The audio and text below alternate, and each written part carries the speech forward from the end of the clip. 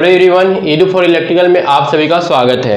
आज हम लोग पढ़ने जा रहे हैं डीसी जनरेटर कैरेक्टरिस्टिक। काफ़ी ज़्यादा इंपॉर्टेंट है, गेट में पूछ चुका है, आईएएस में पूछ चुका है और छोटे मोटे एग्जाम में तो आते ही रहता है। और लोग काफ़ी कंफ्यूज होते हैं कौन सा कैरेक्टरिस्टिक किसका है, इस चीज़ को लेकर के कौन इंटरनल है, कौन एक्सटर्नल है, कौन ओसीसी कैरेक्टरिस्टिक है। ये सारी चीज़ को लेकर काफ़ी ज़्यादा कन्फ्यूजन रहता है। तो आज हम सारा कन्फ्यूजन दूर करने वाले हैं। और वीडियो अगर पसंद ना आए तो आप लोग सब्सक्राइब मत कीजिएगा, लेकिन वीडियो पसंद आए तो सब्सक्राइब कर लेना है और स्क्रीन को क्लिक करना है। कोऑर्डिनेट पर आई बटन आएगा, आई बटन में क्लिक करके नेक्स्ट वीडियो पर चले जाना है। ठीक है, तो सारा कुछ पहले जनरेटर का कैरेक्टरिस्टिक्स, उसके बाद मोटर का भी कैरेक्टरिस्टिक्स हम लोग को देखना है।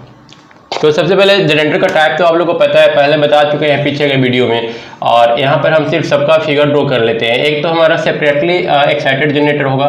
सेपरेटली एक्साइटेड जनरेटर में हमारा फील्ड करंट, यहाँ पर फील्ड वाइंडिंग होगा। और यहाँ पर हमारा मान लेते हैं कि ये हमारा जनरेटर है, ठीक है। और यहाँ से हमको क्या मिलता है, आउटपुट मिलता है। यहाँ पर हमारा लोड लगा रहेगा, ठीक है। दूसरा हम लोग फिगर बना लेते हैं शंट का। तीन तो मेन होता है, मेन पहले सीरीज शंट और सेपरेटली एक्साइटेड का कैरेक्टरिस्टिक समझ लेना है। और जब एक कैरेक्टरिस्टिक हो जाएगा तो कंपाउंड का तो अपने आप आ जाना है यार, उसमें कुछ है नहीं। इन्हीं सभी सीरीज और शंट को मिलाकर के वो बना होता है, तो उसमें कुछ फिर रखा हुआ नहीं है। दूसरा हम लोग फिगर बना लेते हैं शंट का। शंट का कैसे बनाएंगे, यहाँ पर हमारा जनरेटर रहेगा और यहाँ पर हम लोग लोड इधर दे देते हैं और यहाँ पर हम लोग फील्ड वाइंडिंग लगा देते हैं। ये हमारा हो गया फील्ड वाइंडिंग। और तीसरा जो समझना है वो समझना है सीरीज का। सीरीज में क्या करेंगे, यहाँ पर हमारा जनरेटर रहेगा और यहाँ से यहाँ पर हम लोग फील्ड वाइंडिंग को लगा देंगे। बहुत ज़बरदस्त कैरेक्टरिस्टिक्स। इसमें किसका कैरेक्टरिस्टिक्स मैच करता है, 2 और 3 का मैच करता है। मैच करने का कुछ वजह होना चाहिए, वजह बताएंगे। और कितने टाइप का कैरेक्टरिस्टिक्स हम लोग को पढ़ना है। पहले तो 3 मोटर, ठीक है। 3 मोटर के साथ साथ 3 कैरेक्टरिस्टिक्स भी। पहला ओपन सर्किट कैरेक्टरिस्टिक OCC, ठीक है, ओपन सर्किट कैरेक्टरिस्टिक्स। दूसरा हम लोग को क्या पढ़ना है, दूसरा पढ़ना है इंटरनल कैरेक्टरिस्टिक्स। इंटरनल कैरेक्टरिस्टिक्स, ठीक है। कैरेक्टरिस्टिक्स के यार स्पेलिंग हमको नहीं आता है, आप लोग नोट कर लीजिएगा। किसके किसके बीच होगा, तो ओपन सर्किट कैरेक्टरिस्टिक्स जो होता है वो हमारा होता है E और IF के बीच, EG और IF, ठीक है। इंटरनल कैरेक्टरिस्टिक्स किसके बीच होगा, ये होगा हमारा EG और इंटरनल है तो अंदर की बात है, ठीक है, EG और IL के बीच। कहीं कहीं पर IA दिया हुआ रहता है। अगर देखें तो यहाँ पर शंट में सिर्फ IA और IL थोड़ा डिफरेंट हो जाता है, लेकिन लगभग अप्रॉक्स बराबर ही होता है। शंट में ये जो करंट फ्लो करता है, शंट करंट काफ़ी छोटा होता है, काफ़ी कम इसका वैल्यू होता है, ठीक है। तो हम लोग लगभग एज्यूम कर लेते हैं कि जो हमारा यहाँ पर जो करंट है ये निग्लेजिबल होता है। तो हम लोग मान लेते हैं कि जो लोड करंट है वही हमारा आर्मेचर करंट है। यहाँ पर हमारा आर्मेचर करंट होगा IA, ये होगा IL, ठीक है। यहाँ पर IA और IL इक्वल होगा, IA बराबर IL। यहाँ पर हम लोग बोल सकते हैं कि IL और IL लगभग अप्रॉक्स इक्वल होगा, अप्रॉक्स इक्वल टू IA, क्योंकि थोड़ा सा जो करंट होता है इधर चला जाता है, जिसको हम लोग शंट करंट बोलते हैं। और यहाँ पर हम लोग फिर जानते हैं कि IL और हमारा जो ISH है इक्वल होने वाला है। यहाँ पर फिर से IA इक्वल IL। तो इसीलिए मैक्सिमम जगह पर ऐसे होता है एक्चुअल में। इंटरनल कैरेक्टरिस्टिक्स मतलब अंदर, EG तो अंदर की बात है, EG और लोड करंट के बीच में होता है। पर कहीं कहीं पर IL और IA लिख देता है, क्योंकि सारे जगह पर IL और IA लगभग इक्वल ही है। और थर्ड जो है हमारा वो है external characteristics. External characteristics, external किसके किसके बीच होगा, VT टर्मिनल वोल्टेज। अब यहाँ पर हम लोग वोल्टेज लेते हैं। अब यहाँ पर वोल्टेज और E अभी दोनों इक्वल नहीं होगा। हर जगह पर इंटरनल ड्रॉप तो होगा, जो हमारा जनरेटर है, जनरेटर के अंदर इंटरनल रेजिस्टेंस होगा और उस रेजिस्टेंस में कुछ ना कुछ तो ड्रॉप होगा ही होगा। तो हमारा E और V इक्वल नहीं होता है, ध्यान रखना है। क्या रिलेशन होता है A और B में, अगर हम जनरेटर की बात करें तो E हमारा बड़ा होता है, E जो होता है बड़ा होता है। कब आएगा, V में अगर हम लोग IA RA जोड़ेंगे तब जाकर के E बनेगा। तो हम लोग को काम VT से है, VT is equal to E minus IA RA। मतलब कि जो इंटरनल ड्रॉप है IA RA, अगर यहाँ पर हम लोग दिखाए नहीं है, यहाँ पर छोटा सा एक रेजिस्टेंस होता है इंटरनल रेजिस्टेंस, पीछे के वीडियो में हमने बताया है, उसको आप देख लीजिएगा। अगर पीछे वाला वीडियो नहीं मिलेगा तो आई बटन पर हम दे देंगे, आई बटन पर ही क्लिक कर लीजिएगा, वो सारा वीडियो दिख जाएगा। आगे वाला वीडियो भी दिख जाएगा, पूरा प्लेलिस्ट ही दिख जाएगा आप लोगों को। पीछे का वीडियो भी देख लीजिएगा। VT हो गया E minus IA into RA, तो मतलब कि यहाँ पर छोटा सा ड्रॉप होता है, इसमें से थोड़ा सा ड्रॉप होने के बाद जो हम लोग को मिलता है वो हमारा टर्मिनल वोल्टेज होता है। तो एक्सटर्नल कैरेक्टरिस्टिक्स जो होगा टर्मिनल वोल्टेज और IL के बीच में होगा, VT और IL। तो सबसे पहले तो लोगों को यही कन्फ्यूजन रहता है कि OCC किसके किसके बीच ड्रॉ करते हैं, इंटरनल किसके किसके बीच ड्रॉ करते हैं और एक्सटर्नल किसके किसके बीच ड्रॉ करते हैं। तो 3 कन्फ्यूजन इधर से मिल गया और उसमें भी 3 ठो सर्किट, तो लोग एकदम परेशान हो जाते हैं, एकदम समझ से बाहर। तो इसको हम लोग क्या करेंगे, कंपेयर करके पढ़ेंगे। अगर एक दूसरे के साथ कंपेयर करके एक साथ पढ़ लें, जैसे कि अगर हम OCC पढ़ रहे हैं तो इंडिविजुअल अलग अलग ना पढ़ करके एक साथ, जैसे होता है ना, अगर हम लोग सेपरेटली एक्साइटेड है, पहले सेपरेटली एक्साइटेड के लिए तीनों पढ़ें, फिर इसका तीनों पढ़ेंगे, फिर सीरीज का तीनों पढ़ेंगे। जब तक सीरीज में पहुंचेंगे तब तक सेपरेटली का गायब हो जाएगा, फिर कुछ समझ में नहीं आएगा कि सेपरेटली में क्या था। तो हम लोग क्या करेंगे, इधर से डिवाइड करेंगे, पहले OCC पढ़ेंगे और OCC एक साथ देखेंगे तीनों का एक ही ग्राफ में, क्योंकि है तो EG और IF के बीच ही तीनों, तो एक ही ग्राफ में तीनों एक साथ देख लें तो कितना अच्छा रहेगा, याद रहेगा, नहीं तो फिर याद नहीं होगा। तो ये बेहतरीन आइडिया है और हम लोग उस आइडिया को ही फॉलो करने वाले हैं। तो सबसे पहले आ जाते हैं ओपन सर्किट कैरेक्टरिस्टिक्स पर, और यहाँ पर एक बहुत इंटरेस्टिंग चीज़ देखने को मिलेगा, voltage buildup. Voltage buildup shunt में कैसे होता है उसको भी समझेंगे। तो एक्सटर्नल कैरेक्टरिस्टिक्स किसके किसके बीच, EG और IF के बीच। अब यहाँ पर अगर हम लोग IF के वैल्यू को बढ़ाएंगे, सबसे पहले आते हैं पहला नंबर पर, मतलब कि सेपरेटली एक्साइटेड। अगर यहाँ पर IF के वैल्यू को हम लोग बढ़ाते हैं, अब यहाँ तो वोल्टेज देंगे तो IF बढ़ेगा ही, IF बढ़ेगा, शुरू में तो रेसिडुअल मेंटेन कुछ न कुछ रहता ही है। IF के वैल्यू को जैसे जैसे हम लोग बढ़ाएंगे, EG हमारा जो है वैसे वैसे इंक्रीज करता जाएगा, और इंक्रीज करते करते एक टाइम ऐसा आएगा IF का वैल्यू अब बढ़ाते रहो, E का वैल्यू बढ़ने वाला नहीं है, कांस्टेंट हो जाएगा, ठीक है। और ये जो कैरेक्टरिस्टिक होता है ओपन सर्किट कैरेक्टरिस्टिक्स, ये तीनों के लिए ट्रू होता है। ये बहुत इंटरेस्टिंग चीज़ है ना। ये जो OCC है तीनों के लिए इंडिविजुअल अलग अलग नहीं पढ़ना है, तीनों में ए सेम होता है, और यहाँ से इसके मदद से हम लोग इंटरनल और एक्सटर्नल कैरेक्टरिस्टिक्स ड्रॉ करते हैं। तो कैसे इसका हेल्प लेंगे, तो सबसे पहले सेपरेटली एक्साइटेड में तो कुछ नहीं करना है। अगर IF यहाँ हम बढ़ाएंगे तो यहाँ पर फ्लक्स बढ़ेगा, और फ्लक्स बढ़ेगा तो E बढ़ेगा। E का फार्मूला हम लोग पीछे के वीडियो में देख चुके हैं, पीछे हम लोग बता चुके हैं। E जो होता है बराबर होता है 5PN/60, ड्राइव भी किए हैं, Z/A, ठीक है। तो E जो डायरेक्टली प्रोपोर्शनल हो गया फ्लक्स का, और फ्लक्स किसके प्रोपोर्शनल होगा, IF के, ठीक है। फ्लक्स जो होगा फाई वो IF के प्रोपोर्शनल होगा। कहने का मतलब कि IF इंक्रीज करेगा, तो IF इंक्रीज करने से यहाँ पर जो फ्लक्स लिंक हो रहा है जनरेटर के मूवमेंट के साथ, जनरेटर के अंदर जो वायर लगा हुआ है उसके साथ, वो इंक्रीज करेगा, और वो इंक्रीज करेगा तो हमारा E अपने आप बढ़ जाएगा। और इसीलिए ये चीज़ यही बता रहा है कि IF अगर बढ़ाइएगा तो फ्लक्स बढ़ेगा, फ्लक्स बढ़ेगा तो E बढ़ता चला जाएगा। आप चाहे IF सेंटर में बढ़ाइए, चाहे सीरीज में बढ़ाइए, चाहे जिसमें बढ़ाना है बढ़ाइए, IA के साथ IF के साथ IA बोल रहे थे, IF के साथ फ्लक्स बढ़ेगा ही बढ़ेगा, और फ्लक्स बढ़ेगा तो E तुम्हारा बढ़ेगा, चाहे आप कोई भी सर्किट ले लो तीनों में से। तो ये तो बहुत अच्छा है, छोटा सा सर्किट ड्रॉ करना है, आप लोग ड्रॉ कर लेंगे, उनको उम्मीदें कर लेंगे आप लोग, ठीक है। अब यहाँ पर कहानी खेल खत्म हो जाता है। एक कांस्टेंट क्यों हो गया, क्योंकि फ्लक्स जो होता है वो कांस्टेंट हो जाता है। IF को बढ़ाते रहिए, इसका मतलब ये नहीं कि फ्लक्स है जो मटेरियल आप यूज कर रहे हैं उसमें जितना आप IF बढ़ाएंगे उतना फ्लक्स बढ़ता रहेगा, उतना स्ट्रॉन्ग मैग्नेटो बनेगा, ये कोई ज़रूरी नहीं है, और ये 100% ज़रूरी नहीं है, ठीक है। तो वो एक लिमिट के बाद बोलता है बस अब मेरा पावर खत्म, हम और मैग्नेटिक पावर अपने अंदर नहीं ला सकते। तो वो डिपेंड करता है किस टाइप का मटेरियल यहाँ पर यूज कर रहे हैं, ठीक है। तो मैग्नेटिक पावर खत्म तो फ्लक्स वहीं पर सैचुरेट कर जाता है, मतलब यहाँ पर IF बढ़ाते रहिए, IF बढ़ाते बढ़ाते फ्लक्स सैचुरेट कर जाना है। काम खत्म, इसका काम खत्म, इसका काम खत्म, मतलब OCC का काम खत्म। लेकिन OCC से अब हम लोग को कहाँ बढ़ना है, इंटरनल कैरेक्टरिस्टिक्स में, ठीक है। तो इंटरनल कैरेक्टरिस्टिक में अगर हम लोग इसका बात करें तो हम लोग IF का वैल्यू कुछ दे करके छोड़ देते हैं, ठीक है। ऊपर वाला सबसे बात कर रहे हैं सेपरेटली का, हम लोग क्या करते हैं IF का एक निश्चित वैल्यू छोड़ करके रख करके छोड़ देते हैं। मतलब यहाँ पर वोल्टेज हम लोग बढ़ा दिए, वोल्टेज 10 वोल्ट बढ़ा दिए, 10 वोल्ट बढ़ा दिए, मान लो 10 एम्पियर करंट फ्लो कर रहा है, 10 एम्पियर की वजह से जो फ्लक्स क्रिएट हुआ इतना हुआ। अब इतना फ्लक्स क्रिएट हुआ तो इतना EMF इंड्यूस होगा, ठीक है। मतलब कि सेपरेटली एक्साइटेड में हमारा जो EMF इंड्यूस होना चाहिए इतना होना चाहिए, अगर IA 0 है तो आई ए को हम लोग 0 रखेंगे। ठीक है, हमारा जो फॉर्मूला था भी का या फिर ई का, ठीक है, भी का ही ले लेते हैं, E minus I A into R A है। तो हम सबसे पहले तो इंटरनल कैरेक्टरिस्टिक की बात कर रहे हैं। ठीक है, इंटरनल कैरेक्टरिस्टिक में हम लोग को आई जी और आई एल देखना है। तो आई जी हमने देख लिया कि अगर यहाँ पर हमने फील्ड करंट इतना रख दिया है तो आई जी का वैल्यू इतना होगा, मतलब शुरू में जो आई जी होगा एक्सटर्नल कैरेक्टरिस्टिक्स में, यहाँ पर वो कम से कम इतना हम लोग को मिल जाएगा। ठीक है, क्योंकि फील्ड करंट हम लोग इतना दे करके रखते हैं, एनएफ फ्लक्स इसको मिल रहा है, एनएफ फ्लक्स मिल रहा है, तो एनएफ ईएमएफ हम लोग को मिल जाएगा। ई का वैल्यू मिलेगा, ध्यान रखना है, भी का वैल्यू नहीं मिलेगा, ई का वैल्यू मिलेगा। भी का वैल्यू तो तब मिलेगा जब यहाँ पर आई एल ड्रॉप हो जाएगा।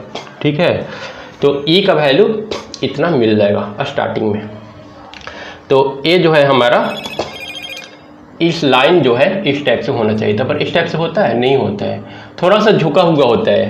ये जो लाइन है ना इस टाइप से झुका होता है। ठीक है, ये क्यों झुकता है? और ये जो होता है ई जी, ये है ई जी और ये है आई एफ। ओ सॉरी, अब ये आई एफ नहीं रहा, आई ए।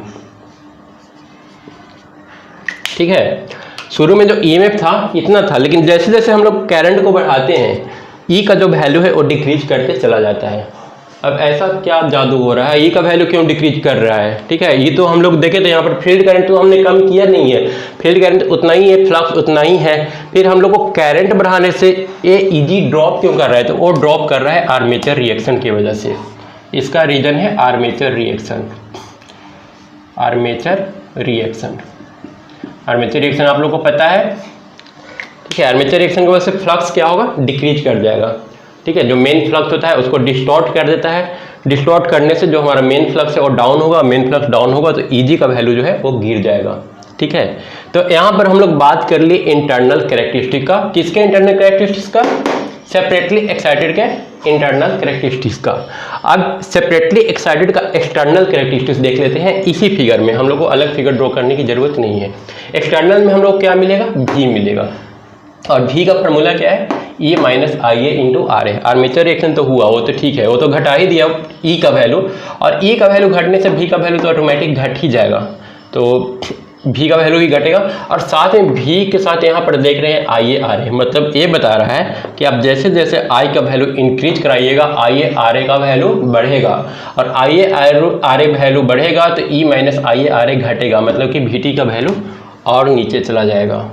ये हो गया हमारा भी, ये हो गया भी और आई ए बोले या फिर आई एल बोले, यहाँ पर तो दोनों सेम है, लोड करंट भी सेम है और आर्मेचर करंट भी सेम है। तो ये हो गया हमारा एक्सटर्नल कैरेक्टरिस्टिक्स, ये हो गया एक्सटर्नल कैरेक्टरिस्टिक्स, ये हो गया इंटरनल कैरेक्टरिस्टिक्स, और ये हो गया ओसीसी ओपन लाइन कैरेक्टरिस्टिक्स। ठीक है, इनिशियली ईएमएफ इतना इंड्यूस होता है, लेकिन करंट जैसे जैसे बढ़ता है आर्मेचर रिएक्शन देखने को मिलता है, और साथ में जो इंटरनल रेजिस्टेंस है आर्मेचर के अंदर उसकी वजह से ड्रॉप देखने को मिलता है, और फाइनल वोल्टेज हम लोग को कुछ इस टाइप से मिलता है। तो ये हमारा कहानी हुआ सेपरेटली का। अब हम लोग बात करते हैं शंट। अच्छा, शंट में कहाँ पर इनिशियल वोल्टेज शंट का कितना मिलेगा? शंट का हम लोग जब कैरेक्टरिस्टिक ड्रॉ करेंगे तो ओरिजिन से ड्रॉ करें या फिर यहाँ से ड्रॉ करें? तो शंट में हम लोग क्या करते हैं? शंट में देखते हैं पहले इंटरनल कैरेक्टरिस्टिक से स्टार्ट करते हैं, इंटरनल नहीं ओसीसी से स्टार्ट करते हैं। ये ओसीसी था, ठीक है, ये वाला मिटा देते हैं, इसको मिटा देते हैं। ठीक है, इतना हम मिटा दिए। अब इसमें क्या होता है? इसमें तो हम लोग देखें आई एफ फ्लो किया, आई एफ का वैल्यू 10 एम्पियर था, इसलिए अचानक से यहाँ पर ईएमएफ हाई मिला। शंट में भी जो होता है ईएमएफ यहाँ से ही स्टार्ट होता है, उसके पीछे रीजन क्या है? उसके पीछे के रीजन को हम लोग समझते हैं। तो इसमें क्या होता है? शुरू स्टार्टिंग में हम लोग दे करके रखते हैं रेसिडुअल मैग्नेटिज्म, रेसिडुअल मैग्नेटिज्म तो होगा ही। और हम लोग क्या जानते हैं यहाँ पर, अगर शंट रेजिस्टेंस की बात करें तो R S H shunt resistance क्या होगा? ई बाई आर बराबर ई बाई आई ना, आई ए। ठीक है, या फिर आई एस एच हम लोग लिखेंगे क्योंकि इसमें जो करंट फ्लो कर रहा है, और इस आई एस एच को हम लोग आई फील्ड भी बोल सकते हैं क्योंकि ये करंट किसके क्रॉस फ्लो कर रहा है? फील्ड के क्रॉस कर रहा है फ्लो। ठीक है, तो आर एस एच बराबर ई बाई आई एफ लिख सकते हैं। यहाँ पर हम देख रहे हैं कि हमारा जो ई है वो डायरेक्टली प्रोपोर्शनल है आई एफ का, और हमारा जो आर एस एच है वो कांस्टेंट है। तो जब आर एस एच को कांस्टेंट रखना है तो हम लोग यहाँ पर एक लाइन ड्रॉ कर लेंगे, ये हमारा आर एस एच को शो करेगा। ठीक है, शंट फील्ड रेजिस्टेंस को ये दिखा रहा है। अब यहाँ पर एकदम स्टार्टिंग से समझते हैं, ठीक है, ओसीसी से एकदम स्टार्ट कर रहे हैं। यहाँ पर हम लोग देख रहे हैं इसको जनरेटर है, इसको क्या किए हम लोग घुमा दिए, घुमा दो, तेजी से घुमा दो इसको। तो हम जब इसको घुमा देंगे तो यहाँ पर मैग्नेटिक फील्ड है, इस मैग्नेटिक फील्ड की वजह से करंट फ्लो करेगा, ठीक है। अभी यहाँ पर बहुत थोड़ा सा फ्लक्स था, बहुत थोड़ा सा मैग्नेटिक फील्ड था यहाँ पर, और इसको हम लोग घुमा दिए, घुमाने से क्या हुआ, करंट फ्लो किया, इसके क्रॉस वोल्टेज मिला, वोल्टेज मिलने से यहाँ पर करंट फ्लो किया। कौन सा करंट, IF, और IF कितना फ्लो किया, इतना दूर तक, क्योंकि R पता है, E पता है, तो IF निकल जाएगा, इतना करंट फ्लो किया। अब जब इतना करंट फ्लो किया तो अब इसको और फ्लक्स मिल गया, क्या मिल गया, फ्लक्स। अब फ्लक्स मिल गया तो ये बहुत खुश हो गया, चलो फ्लक्स मिला, फ्लक्स मिला, सब एकदम खुश, बिल्कुल खुश होने के बाद बोला कि चलो फ्लक्स मिल रहा है तो EMF को बढ़ाओ, फ्लक्स मिलेगा तो EMF भी तो बढ़ेगा, स्पीड तो जितना था उतना ही है, चलो EMF को बढ़ा दिए। अब EMF बढ़ाओ तो फिर बोला कि अरे भाई EMF है तो करंट बढ़ाओ, क्योंकि यहाँ पर वोल्टेज ज़्यादा होगा तो फिर करंट भी तो बढ़ जाएगा, वोल्टेज ज़्यादा होगा तो I बराबर क्या होता है, E/R।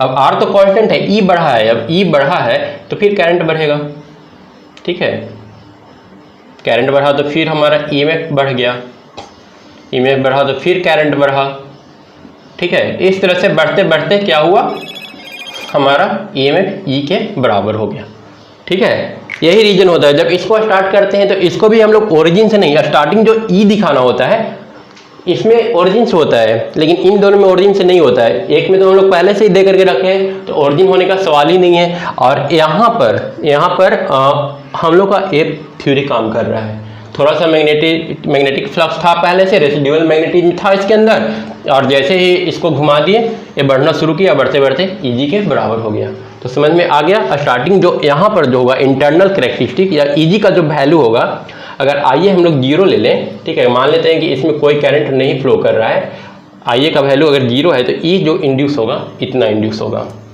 अब हम लोग देख लेते हैं EG और IL के बीच किस टाइप का ग्राफ ड्रॉ होगा। तो स्टार्टिंग तो हमको मिल गया, स्टार्टिंग का मेन प्रॉब्लम था, स्टार्टिंग में ही डिफरेंस होता है। जब स्टार्टिंग मिल गया EMF तो क्या होगा, करंट फ्लो करने से जैसे जैसे I का वैल्यू बढ़ेगा, I का वैल्यू बढ़ने से आर्मेचर रिएक्शन बढ़ेगा, और आर्मेचर रिएक्शन बढ़ेगा तो EG जो होगा कुछ इस टाइप से जाएगा, और ये हमारा होगा इंटरनल कैरेक्टरिस्टिक, ठीक है, ये हमारा हो गया इंटरनल कैरेक्टरिस्टिक। यहाँ पर ड्रॉप कौन सा है, armature current drop, armature reaction drop, armature reaction drop, ठीक है। आर्मेचर रिएक्शन की वजह से क्या होगा, फिर से फ्लक्स डाउन होगा, और फ्लक्स डाउन होने से ये फिर से थोड़ा सा डाउन हो जाएगा। मतलब इंटरनल कैरेक्टरिस्टिक अभी तक इन दोनों का बिल्कुल सेम रहा है, ओपन कैरेक्टरिस्टिक से लेके इंटरनल कैरेक्टरिस्टिक तक सेपरेटली एक्साइटेड और शंट दोनों का बिल्कुल सब कुछ एकदम सेम टू सेम है, अभी तो कुछ भी नया नहीं मिला है।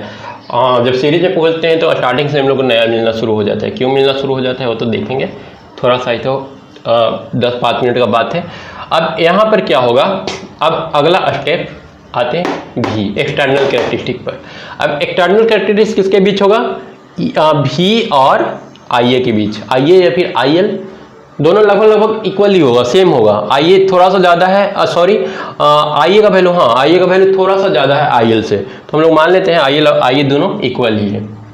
तो अब क्या होगा कि VT का वैल्यू, IA का वैल्यू बढ़ने से IA अगर यहाँ पर बढ़ेगा, ठीक है, IA बढ़ेगा, या फिर अगर IL हमारा बढ़ेगा, IL बढ़ने का मतलब क्या है, रेजिस्टेंस को कम करना, IL इंक्रीज मतलब कि R डिक्रीज। यहाँ पर हम लोग IA की जगह पर IL यूज कर सकते हैं, यहाँ पर लोड रेजिस्टेंस R है, ठीक है, यहाँ पर थोड़ा सा हम इसको चेंज कर लेते हैं, हम लोग यहाँ पर लिख देते हैं IL इंटू R। R कहाँ का रेजिस्टेंस है, यहाँ का रेजिस्टेंस है, ठीक है। अब IL का वैल्यू जैसे जैसे बढ़ेगा, यहाँ से हम लोग IL बढ़ाएंगे तो IL बढ़ने से IL इंटू R बढ़ेगा, IL इंटू R बढ़ने से ये जो वैल्यू है ये वैल्यू डिक्रीज कर जाएगा, तो VT क्या होगा, डिक्रीज करेगा। डिक्रीज कहाँ तक करेगा, अब क्या होगा, ठीक है, ये वैल्यू डिक्रीज होता चला गया, डिक्रीज होते होते एक टाइम ऐसा आएगा जब IL का वैल्यू काफ़ी ज़्यादा हाई हो जाएगा, और IL काफ़ी हाई होने का मतलब कि R लगभग 0, R एकदम खत्म, मतलब इसको हम लोग शॉर्ट कर दिए। अब शॉर्ट करेंगे तो क्या होगा, जैसे यहाँ पर शॉर्ट होगा इसके अक्रॉस वोल्टेज 0, मतलब फ्लक्स 0 तो इंड्यूस EMF 0, मतलब ये यहाँ से तेज़ी से डाउन होगा, और डाउन होकर के कुछ इस टाइप से, ठीक है। करंट हल्का फुल्का फ्लो करेगा, लेकिन ये जो वैल्यू है वोल्टेज का वो डाउन होकर बिल्कुल जीरो तक पहुंच जाएगा। ठीक है, जीरो होने का रीजन समझ में आया क्यों हो रहा है? पहला तो आर्मेचर रिएक्शन से थोड़ा डाउन हुआ ही था, अब ये यहाँ पर एक्शन काम कर रहा है, IL इंटू आर का वैल्यू बढ़ रहा है। अब ये चूंकि यहाँ पर इसमें क्यों नहीं हुआ था ऐसा, इसमें ऐसा इसलिए नहीं हुआ था क्योंकि यहाँ पर फ्लक्स जीरो नहीं हो रहा था। कितना भी रेजिस्टेंस को कम कर ले, अगर इसको हम लोग शॉर्ट सर्किट भी कर लेंगे ना तो भी हमारा ये जो फ्लक्स है यहाँ पर बना का बना रहेगा। लेकिन यहाँ पर क्या हो रहा है कि जैसे ये शॉर्ट सर्किट हो रहा है, हम लोग को रेजिस्टेंस अगर घटा कर जैसे जीरो कर रहे हैं, इसको शॉर्ट होने से फील्ड वाला टर्मिनल भी जीरो हो जा रहा है। और जब फील्ड टर्मिनल जीरो हो जाएगा तो फ्लक्स जीरो हो जाएगा, अब फ्लक्स जीरो हो जाएगा तो ई का वैल्यू भी क्या हो जाएगा, जीरो हो जाएगा। तो ये वजह है कि यहाँ पर इसमें जीरो नहीं हुआ, पर यहाँ पर जो फाइनल वोल्टेज है वो जीरो हो जाएगा।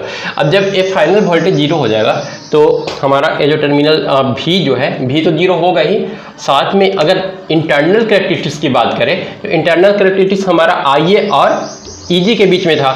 EG का वैल्यू भी डाउन हो रहा है, ठीक है, सिर्फ वोल्टेज नहीं डाउन हो रहा है, EG का वैल्यू भी डाउन हो रहा है। तो ये भी कुछ इस टाइप से जाएगा और यहाँ पर इस टाइप से पहुँच जाएगा।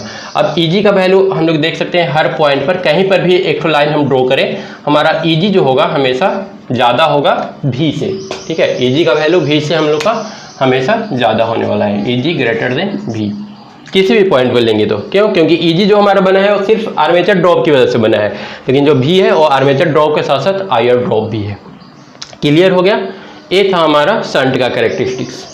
अब हम लोग आते हैं लास्ट सीरीज का। सीरीज में क्या होता है, सीरीज का कैरेक्टरिस्टिक्स बिल्कुल डिफरेंट हो जाता है। OCC तो हमने दिखाया, OCC जैसा था वैसा ही रहेगा, क्योंकि फील्ड करंट फ्लो करने के बाद वोल्टेज तो EMF तो इंड्यूस होना है। लेकिन यहाँ पर एक प्रॉब्लम आता है, क्योंकि यहाँ पर करंट जैसे जैसे बढ़ेगा वैसे वैसे फील्ड करंट भी बढ़ेगा। यहाँ पर हम लोग क्या कर रहे हैं, प्रीवियस दो केस में IF का वैल्यू हाई ले रहे हैं, क्योंकि यहाँ पर ए सेपरेट है, यहाँ पर भी ए अलग से लगा हुआ है, यहाँ पर वोल्टेज बिल्डअप हुआ धीरे धीरे करके, और यहाँ पर NF फ्लक्स, इन दोनों के केस में स्टार्टिंग में ही हम लोग को NF फ्लक्स मिल जा रहा है। ठीक है, NF फ्लक्स, क्योंकि यहाँ पर तो हम लोग दे करके रखे हैं और यहाँ पर इसके क्रॉस जो वोल्टेज इंड्यूस हो रहा है उसकी वजह से करंट हमेशा फ्लो कर रहा है, और जिसकी वजह से स्टार्टिंग में ही हम लोग को NF फ्लक्स मिल रहा है। NF फ्लक्स होने से स्टार्टिंग E का जो वैल्यू है वो हाई मिल रहा है। लेकिन सीरीज में क्या होगा, सीरीज में ऐसा कुछ नहीं होगा। यहाँ पर स्टार्टिंग में हम लोग कोई ऐसा ऑप्शन, कोई उपाय नहीं है कि हम लोग स्टार्टिंग में इसका जो वोल्टेज है वो हाई कर दें, इसमें IF का वैल्यू हाई रखें। अगर IF का वैल्यू किसी तरह से हाई रख पाते, हम लोग रख पाने में सक्षम हो जाते, तो फिर EG का वैल्यू हाई मिलता यहाँ पर।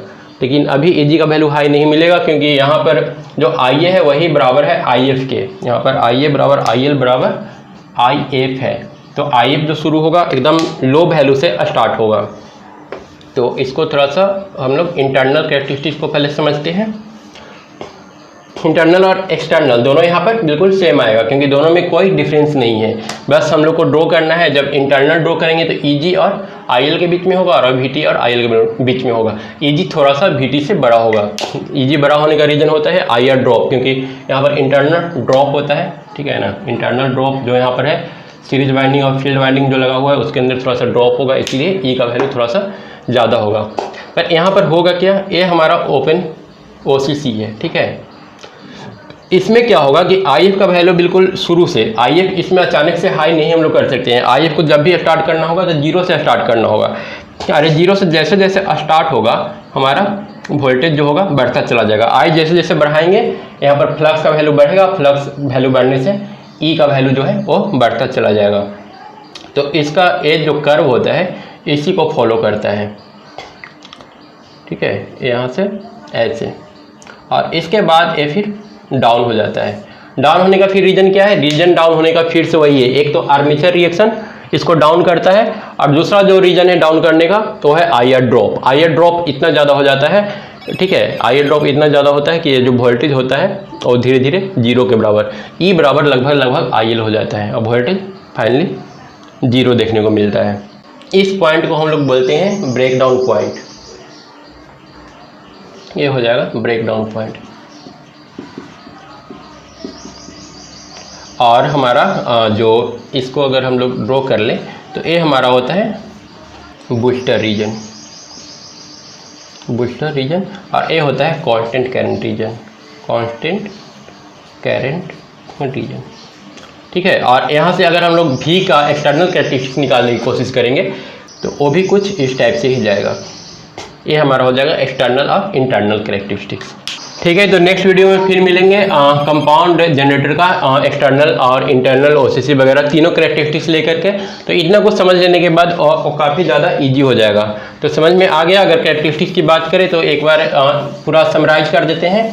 ठीक है, अगर सबसे पहले हम बात करें सेपरेटली का, तो सेपरेटली के लिए हमारा जो ओसीसी होगा, ओसीसी तो सब में ऐसा ही होने वाला है।